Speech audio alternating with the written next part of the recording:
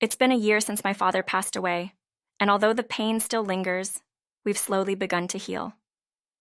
My mother, who was deeply sorrowed by his death, has finally started to smile again. The warmth in our home was returning, until my husband's actions brought chaos. Your mother approved, so it should be fine, Greg said calmly. I was shocked. How could he think everything was okay? This is our home. Why should we sacrifice our space for your family? I hadn't known that Greg had invited his parents, who were living with his brother and sister-in-law, to move into our house. Worse, he had gone ahead and cleared out my late father's room without my permission.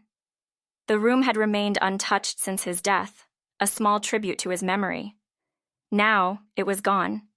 I couldn't believe what was happening. Our once peaceful home had become stifling. Greg's parents were now living with us, and their presence was overwhelming. My mother, once starting to recover, began going out more and more to avoid the discomfort at home. I knew I couldn't accept this situation. My name is Wendy, and this is the story of how my home was taken over by my husband's family after my father's death. My father's passing left a deep void. He had been a strict man, but Greg always found a way to make him smile. We lived harmoniously under one roof for nearly 10 years. My parents never interfered too much, allowing Greg and me the space we needed. But after my father's death, things changed, particularly with Greg.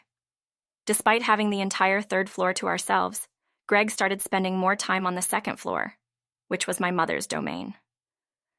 "Why are you watching TV here?" I asked him one day. "This is my mom's space." "If your mom comes, I'll move," he said casually, but he never did. Day by day, he grew more comfortable there, often drinking and falling asleep in the living room. My mother, sensing the tension, began avoiding the second floor altogether. Conversations with Greg became rare, and when they did happen, they often turned into arguments.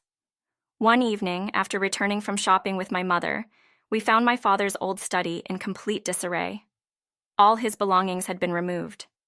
In their place was a chest of drawers I'd never seen before, along with piles of cardboard boxes. I rushed upstairs, only to find Greg sitting with his parents, enjoying a drink. "What's going on?" I asked him, pulling him aside.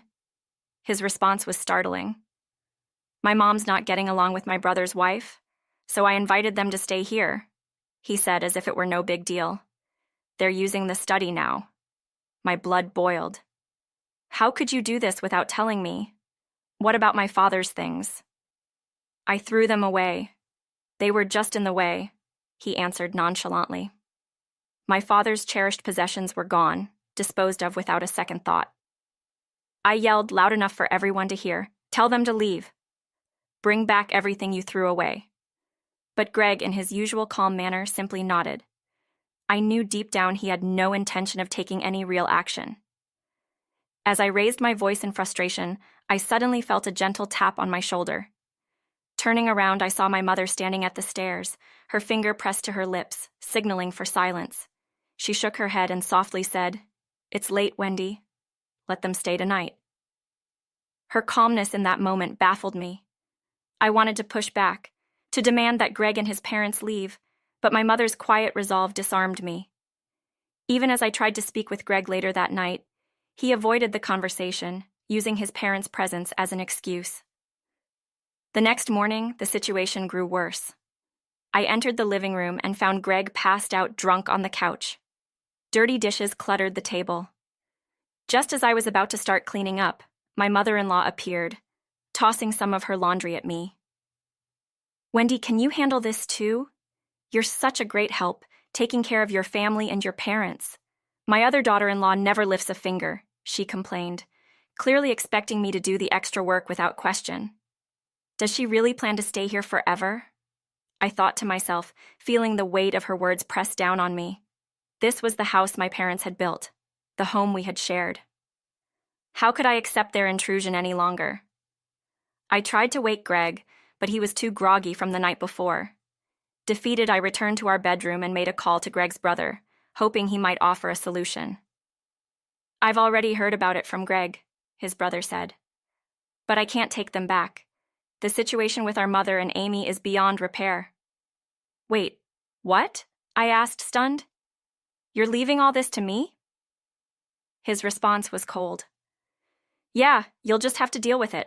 I'm sorry. The call ended abruptly, and I stood there, more alone than ever. No one was coming to help. Both Greg and his brother had cast their responsibilities onto me. I knew if I didn't act soon, Greg's parents would end up staying indefinitely. Later that day, I finally had a moment to myself, reflecting on my father's absence and the chaos Greg had brought into our home. I couldn't shake the feeling of betrayal. My father's belongings, gone. My mother, forced to retreat to avoid conflict.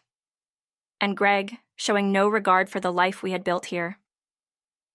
That evening, as Greg opened the refrigerator, I seized the opportunity to confront him. Did you really get rid of Dad's things without asking us? I asked, my voice shaking with anger. How many times do I have to say it? Greg replied, exasperated. Yes, I threw them away. They were just in the way. In the way?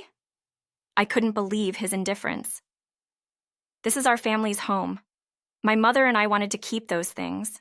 You can't just decide these things on your own. But Greg wouldn't listen. He brushed off my protests, acting as if it was a simple difference of opinion. I had almost given up expecting any empathy from him. Our conversations had dwindled to nothing, and I could feel the distance between us growing wider by the day. I called your brother, I said firmly. Greg's expression shifted to one of surprise. Why? He asked cautiously. I asked him to come pick them up. This is our family's home, and your parents can't stay here any longer.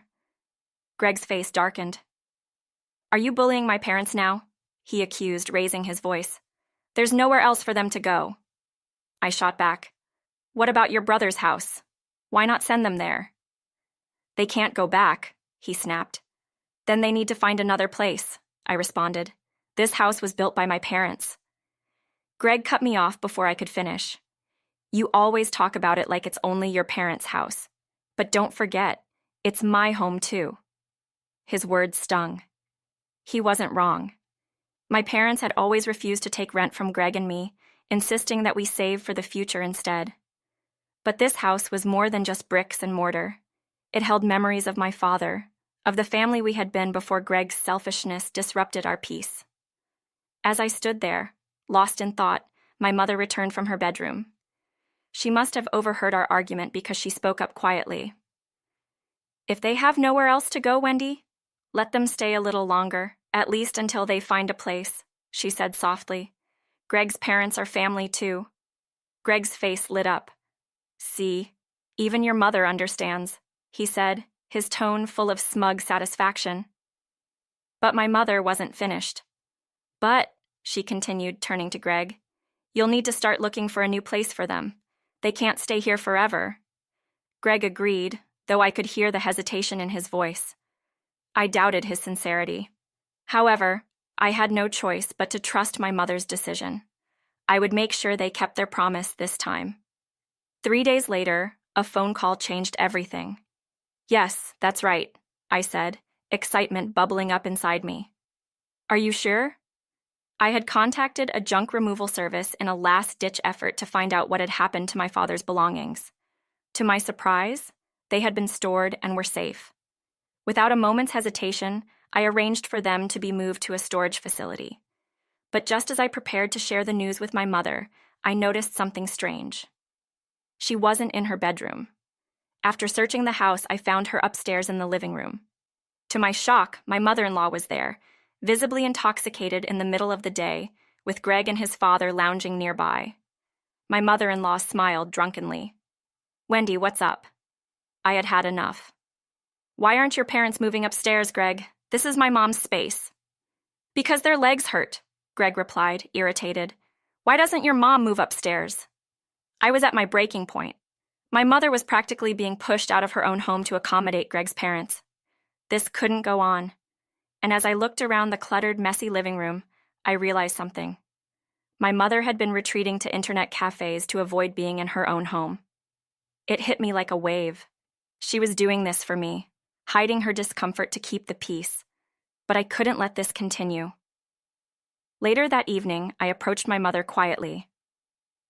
Mom, I've rented a storage space for Dad's things, I told her, handing her the key. We'll move everything back once Greg's parents are gone. My mother smiled sadly and placed a hand on my shoulder. Wendy, don't mistreat his parents. I don't know how long I'll be here, and after I'm gone, you might need their support. Her words stung, but I shook my head. Mom, I'm considering a divorce. For the first time, my mother's expression shifted to one of surprise. She sighed, carefully studying the divorce papers I had brought home. You should do what you think is right, she finally said. The next morning, I handed the divorce papers to Greg. So, you're serious, he said, trying to brush it off. Fine, let's divorce. But I'll sell the house. That's impossible, I replied calmly. The house had been transferred into my name, a fact Greg hadn't bothered to consider. He was speechless. His final insult, about how he could have had children if he hadn't married me, didn't affect me anymore. I was ready to move on. Suddenly, the doorbell rang. My mother cheerfully called out to Greg as movers entered the house. His parents' belongings were being packed and sent back to his brother's house. Greg was in a panic, rushing downstairs, but it was too late. My mother had arranged everything. You did things your way, she told Greg, referencing his thoughtless disposal of my father's items. Now it's my turn. As Greg frantically tried to stop the movers, the TV came on, broadcasting a local news segment. It showed our house. Greg's face turned pale as he realized the story was about us. My mother had posted about the situation on social media, and it had gone viral. Reporters had begun investigating, and now Greg had no choice but to face the consequences. He left the house soon after, submitting the divorce papers and taking his things with him. Finally, after months of turmoil, the house was quiet once more. My mother and I returned my father's cherished items to their original place. Peace was restored, and though I know the future may hold challenges, I'll face them with strength. This house, filled with memories of my parents, is more than just a home. It's a symbol of everything I hold dear, and I'll protect it with